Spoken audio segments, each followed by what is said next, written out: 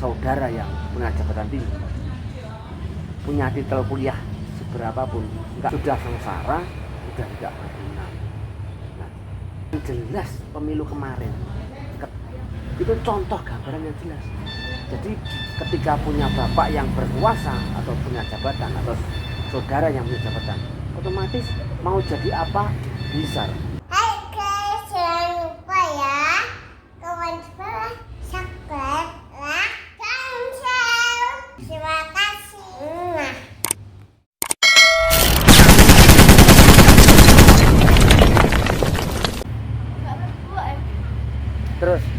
Terus Pak akhirnya muni piye? Rek, apa? Sing neng Korea-Koreawi trek karo Mbak Lat dikongkon ya? Enggak, serbu dewe. Oh. Aku mah demen kok. Lah iya. Duit akeh, uripku penak. Ben apa-apa iso dikit. Yo mate yo masa depan, Ra. Lah iya mesti kan menakne aku dhewe to. Jadi gini, Ra. Jadi orang tua yang cerdas, yang tahu sistem di negara kita itu tidak memperbolehkan anak kuliah, gitu. Ini bukannya kok ibaratnya orang tua tidak mau ngoyo, itu bukan, Ra. Tapi paham sistem negara kita seperti apa. Alasannya itu. Jadi misalnya satu alasannya karena nggak ada biaya, nggak ada biaya itu dalam artinya ketika tidak punya banyak begitu biaya, kenapa harus menghambur-hamburkan uang untuk sesuatu yang belum pasti, terus sudah tahu bahwa birokrasinya seperti ini. Anak muda betulnya yuk panggahkan belajar sesuatu, bukan hanya terus ibaratnya belajar tentang sekolah terus pergaulan sama anak muda, enggak. Itu masih birokrasi negara kita, itu harus dipelajari juga. Jadi gini Mas De, kalau kita punya uang banyak, misalnya uang banyak terus masa depan untuk anak itu banyak berlimpah hartanya, itu misalnya nggak pakai logika nggak apa-apa, misalnya kasihan kalau nggak sekolah, biar yang penting sekolah aja, masalah lainnya nggak usah dipikir. Itu untuk ukuran uang yang berlimpah dan tidak pakai logika. Tapi kalau pakai logika, sudah nggak ada uang berlimpah, terus punya pikiran yang tidak logika, akhirnya tidak berguna, sudah sengsara, sudah tidak berguna. Nah, terus yang kedua itu sebagai anak muda harus tahu negeri kita itu seperti apa, birokrasinya seperti apa. Jadi kuliah seperti apapun, sampai berapa tahun pun, berapapun, nyatanya ya itu sudah rahasia umum. Kalau orang tua kamu atau saudara kamu tidak punya jabatan di sebuah PT yang besar atau di birokrasi pemerintah yang jabatannya tinggi, itu untuk masuk kerja itu hampir 90% nggak masuk akal, nggak mungkin. Jadi kalau nggak punya orang tua atau saudara yang punya jabatan tinggi, punya titel kuliah seberapapun, nggak bakal bisa masuk. Terus bisa juga karena sudah kuliah, nggak punya orang tua atau keluarga yang punya jabatan tinggi tapi punya uang, itu pun juga bisa, tapi karena uang. Nah, harusnya contoh nyata pemilu kemarin itu anak muda nggak boleh, Ra. Seperti kamu misalnya, pemilu nggak penting, itu poros pesta demokrasi negara kita. Anak muda juga harus tahu. Makanya kemarin pemilu itu sudah menjadi gambaran dari anak muda. Banyak anak kuliah yang nggak paham. contohnya nih, gambaran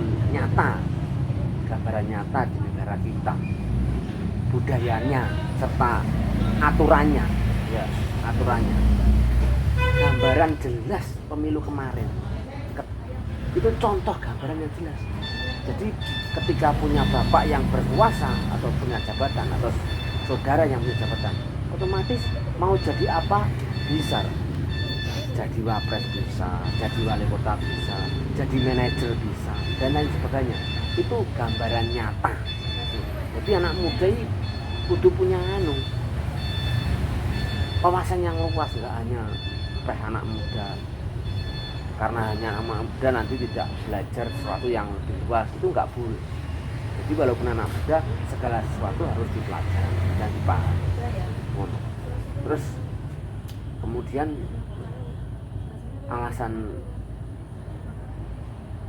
alasannya ya banyak lah. Misalnya gini, misalnya kamu punya cita-cita ke Korea, memang mau tidak mau kita harus mengakui. Contohnya seperti ayah dulu juga di Korea. Masa depan seseorang, terutama laki-laki, itu adalah habis sekolah, habis kerja, punya keluarga, kalau bisa punya tempat tinggal dulu. Untuk di Indonesia karyawan biasa nggak bakal bisa beli tanah atau bikin rumah, nggak bisa. Masa depan kita itu sebagai orang biasa itu hanya di luar negeri. Nah, di luar negeri itu bisa nanti, contohnya ayah ke Korea bisa beli tanah dan rumah, terus bisa punya modal usaha. Kalau nggak gitu, masa depan kita suram. Jadi seperti anak muda kamu itu harus memahami, bukannya orang tua tidak mau ngoyo.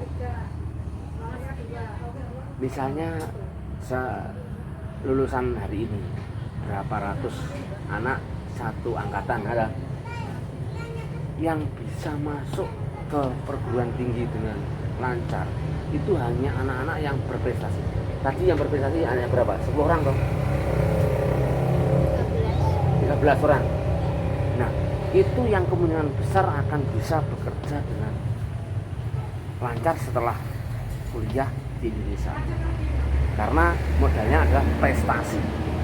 Kalau hanya biasa-biasa saja, kayaknya nggak mungkin. Kalau seperti yang saya bilang tadi, kalau nggak ada orang tua atau saudara yang punya jabatan tinggi atau nggak punya uang berlimpah, itu fakta, nggak bisa dibohongi. Cuman orang kita itu banyak yang nggak paham. Kadang ada yang bilang malu kalau anak nggak sekolah, ya kan? Padahal pokok intinya dari kehidupan kita, dari kita bersekolah, intinya apa? Hanya bekerja dan masa depan untuk cari uang. Selain itu nggak mungkin saya sekolah karena bisa sekolah terus, kan nggak mungkin toh. Sekolah pasti ada ujungnya, yaitu bekerja. Iya. Ini nggak bisa ya? Kalau sekolah bisa banget. Nggak masuk. Kita lulus SMA Pak, Pak ceramahnya. Kenapa?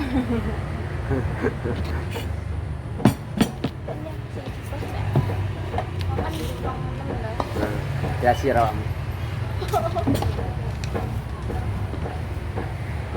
Jadi misalnya kalau cowok lah, kalau laki-laki itu tujuannya sekolah, kerja, punya tempat tinggal, punya istri, punya usaha. Kalau cewek, lewat aja, misalnya kamu kan nggak mungkin kamu sebagai wanita harus ingin menghidupi dia, enggak. Yang jelas kan punya uang sendiri, ya. Nanti kalau sudah belum punya suami atau sudah punya suami kan punya kesibukan, ada membantu suami kan gitu loh, ada. Jadi kalau memang itu, kalau cewek, yaitu cari modal dulu nggak apa-apa, nanti punya kesibukan, tapi jangan sampai sebagai wanita terus saya punya uang, nanti saya bisa mimpin seorang pria, nggak boleh. Karena kodratnya kita itu adalah status pada suami ini dieling-eling. Terus nah seperti tadi, anak yang berprestasi itu berpeluang besar akan sukses. Itu belum tentu juga, karena nasib orang itu belum tentu. Yang tidak berprestasi bisa juga jadi orang sukses. Contohnya orang nggak bersekolah, anak jadi bos rongsokan, itu juga orang sukses. Terus misalnya anak berprestasi tapi hanya modalnya modal pintar, tidak punya kejujuran. Nah itu juga nanti juga mempersulit dia dalam berkarya, karena di perusahaan manapun selain orangnya pintar, yang utama juga kejujuran. Kalau nggak jujur ya, walaupun cerdas tidak akan diterima. Makanya nggak jujur otomatis perusahaan akan rugi. Semangat, ayo.